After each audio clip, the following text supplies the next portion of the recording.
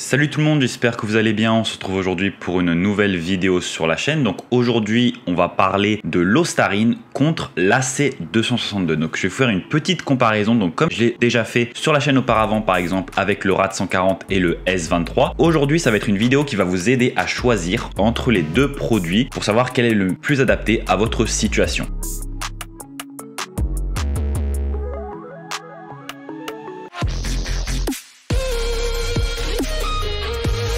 Premièrement, au niveau de la croissance musculaire, entre l'AC262 et l'Ostarine, le vainqueur est l'AC262. Pourquoi? L'AC262, selon diverses études précliniques, démontre une augmentation significative de la masse musculaire, surpassant l'Ostarine dans ce domaine. Si vous souhaitez prendre de la masse musculaire prioritairement, l'AC262 va être un meilleur choix que l'Ostarine. Selon mon expérience personnelle, j'ai pris plus de masse musculaire avec l'Ostarine puisque j'ai commencé les SARMs en prenant de l'Ostarine, donc j'ai pris 4 kg sur ma première cure d'Ostarine, mais je pense que l'AC262 va être supérieur quand même. Je pense que si j'avais pris l'AC262 en premier SARM, j'aurais pris plus de masse musculaire. J'ai eu pas mal de retours de rapports anecdotiques de personnes qui ont utilisé l'AC262 en premier SARM et ils ont été très satisfaits des gains. Ils ont eu des augmentations significatives de leur masse musculaire notamment. Au niveau de la perte de graisse, alors là c'est un peu plus compliqué. Il a été démontré dans les études que l'Ostarine avait une capacité à augmenter le métabolisme lipidique, permettant ainsi une réduction de la graisse corporelle. Cependant, l'AC262 n'a pas été démontré comme ayant une potentielle augmentation du métabolisme lipidique. Pour ce point-là, la perte de graisse, l'Ostarine est vainqueur. Donc si votre objectif principal est de perdre du gras, je vous conseillerais personnellement de vous tourner vers l'Ostarine. Bien sûr, ne prenez pas des SARMs, les SARMs sont uniquement destinés à des fins de recherche et non pour la consommation humaine. Ensuite, troisième point, nous avons les effets secondaires. Au niveau des effets secondaires, le vainqueur ici va être l'Ostarine. Pourquoi? L'Ostarine, il a un profil d'effet secondaire qui est généralement moins prononcé que celui de l'AC262. Également, l'Ostarine, comme on va le voir après dans d'autres points, a été plus étudié, donc on a plus de recul et plus de rapports anecdotiques sur les effets secondaires qu'il peut avoir. Pareil ici, si vous souhaitez avoir le moins d'effets secondaires possible, je vous conseillerais de prendre l'Ostarine par rapport à l'AC262. Au niveau de l'impact hormonal, l'Ostarine va être également vainqueur de ce point-là, puisque les études indiquent que l'Ostarine va moins perturber l'équilibre hormonal que l'AC262. Il y a eu des études précliniques qui ont montré que l'AC262 chez les rats entraînait une diminution significative de l'hormone LH lutéinisante, donc qui va permettre la production de testostérone. Au niveau de l'impact hormonal, l'Ostarine va être moins suppressif que l'AC262. Ensuite, cinquième point, au niveau de la légalité. L'Ostarine également va être vainqueur de ce point-ci, puisque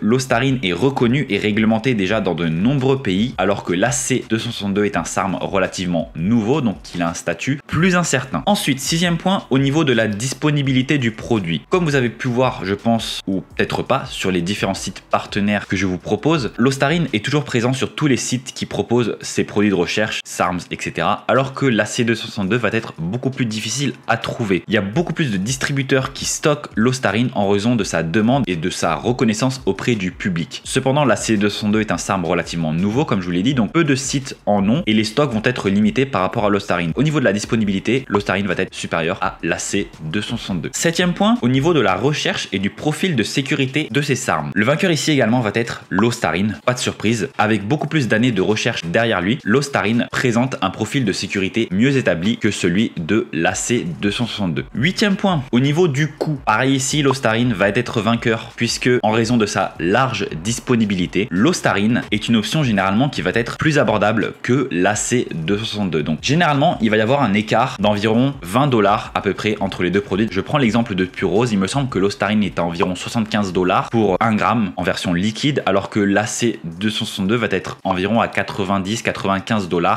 dans ces eaux-là. Au vu de sa disponibilité plus faible, l'AC262 va être plus cher, mais je pense qu'au fil du temps, au fil des années, les prix vont descendre. Puisque au départ, les SARMs qui ont été introduits au tout début, leur prix était exorbitant, mais ils ont commencé à descendre petit à petit. Plus le SARM est reconnu, plus il y en a de produits et plus les stocks montent. Faut juste attendre un peu, mais pour l'instant, l'Ostarine va être une option moins coûteuse que l'AC262. Ensuite, neuvième point, au niveau de la puissance. Alors là, au niveau de la puissance, donc on parle ici de la puissance milligramme pour milligramme, l'AC262 va être supérieur à l'Ostarine. Je m'explique. Au niveau du dosage, l'AC262 est généralement recommandé à des doses entre 10 et 20 mg par jour, alors que l'Ostarine est recommandé à des doses entre 12,5 et 25 mg par jour. Je pense que c'est à peu près correct au niveau de la conversion, donc c'est-à-dire que 25 mg d'Ostarine, ça va être équivalent à 15-20 mg d'AC262 au niveau de la puissance. Donc milligramme pour milligramme, l'AC262 va surpasser l'Ostarine. Ensuite, dixième et dernier point, au niveau des effets à long terme. Le vainqueur ici va être également l'Ostarine. Pourquoi? Donc l'Ostarine, comme je vous ai dit, a une histoire d'utilisation et de recherche plus longue et souvent considéré comme plus fiable sur le long terme, et c'est considéré comme l'un des SARMs les plus safe, donc les plus sécures qui existent à l'heure actuelle. Donc voilà, je pense que si vous voulez éviter les effets à long terme ou si vous avez des préoccupations par rapport à ça, sachez que l'Ostarine a été beaucoup plus utilisé, il y a beaucoup plus de recherches scientifiques. L'Ostarine est en phase 3 au niveau de son développement clinique, alors que l'AC262 n'a même pas encore entré la phase 1, il me semble. Enfin, je vous mettrai à l'écran les études actuelles qui montrent où en est chaque SARM. Avant de clôturer cette vidéo, je souhaitais faire un peu mon avis personnel par rapport à ces deux produits. Donc, comme vous savez déjà sur ma chaîne, j'ai déjà beaucoup parlé de l'Ostarine. J'aime énormément ce SARM, c'est mon premier SARM que j'ai utilisé. J'ai eu d'excellentes expériences avec, jamais d'effets secondaires et jamais de problèmes. J'ai toujours aimé prendre ce SARM. J'ai testé l'AC262 cette année et j'étais très satisfait de ce SARM au niveau de la perte de graisse et de la recomposition corporelle. C'est surtout la recomposition corporelle puisque j'étais en phase de sèche, mais j'ai pas tellement perdu de poids. J'ai réussi à maintenir pas mal de muscles tout en séchant. J'ai déjà dit dans la vidéo sur la recomposition corporelle que ça peut être un SARM excellent pour cet objectif là. Donc si vous souhaitez prendre du muscle et perdre du gras en même temps. Alors que l'Ostarine, moi je le recommanderais plutôt aux personnes qui ont un objectif de perte de poids principal ou alors qui sont débutants et qui souhaitent commencer tout doucement les SARMs. Je les dirige plutôt vers ce SARM qui va être peu suppressif, peu d'effets secondaires. Donc voilà, ça leur permet de tester un produit tout en évitant tous les risques associés aux autres SARMs et c'est un excellent choix pour cet objectif là également. Donc voilà, j'espère que cette vidéo sur l'Ostarine contre l'AC262 vous aura plu. Si vous avez aimé la vidéo, n'hésitez pas à liker la vidéo, à laisser un commentaire, ça aide toujours pour l'algorithme YouTube, à vous abonner à la chaîne et activer la cloche des notifications pour manquer aucune des prochaines vidéos. Si vous avez n'importe quel type de question, n'hésitez pas à me la poser ci-dessous en commentaire ou alors aller directement sur mon Instagram qui va s'afficher à l'écran, donc c'est Pierre-Gourdon. Je réponds à n'importe quel type de questions sans problème. Également sur Instagram, je propose un service de coaching 100% personnalisé, donc si vous avez des besoins spécifiques à ce niveau-là, n'hésitez pas à me contacter. Et puis voilà, n'hésitez pas également à checker la vidéo que j'ai déjà faite sur le RAD 140 contre le S23 qui va s'afficher à l'écran ici. Et puis voilà, on se retrouve très vite, à bientôt sur la chaîne. Allez, c'est les gars, bye bye.